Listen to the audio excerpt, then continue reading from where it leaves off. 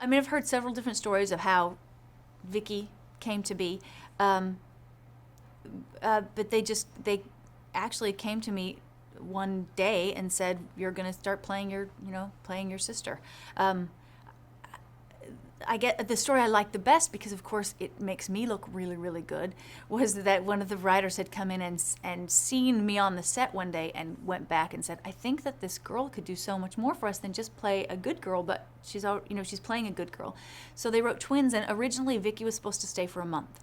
She was supposed to come on for a month, and so that it was exciting, and I was really glad to get to play her. I'd always played the good girl in everything I'd ever done, so I I actually read like a trashy romance novel because I'd never done that, and I got myself a whole bunch of hard rock music to listen to on my Walkman, which is this old-fashioned device way before iPods existed.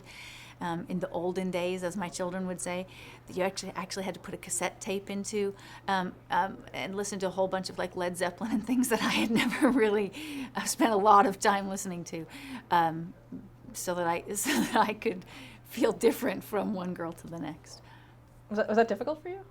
No, it was fun. I just had never had a chance to do that.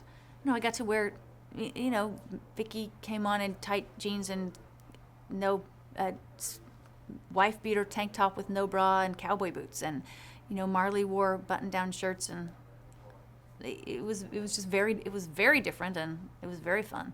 And there was a love triangle situation as well, where you're playing against yourself. Talk a little about that. Yeah. Because then Vicky came on with Jake. And Jake and she had been together for a long time, and they had found out that she was indeed part of this family, and they came on to get what she felt like was her inheritance, since she was part of the family.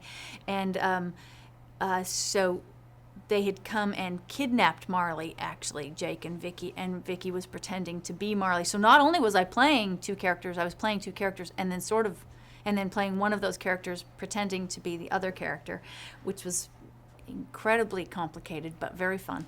And then both sisters, of course, fell in love with the same boy, because what's more soap opera than that?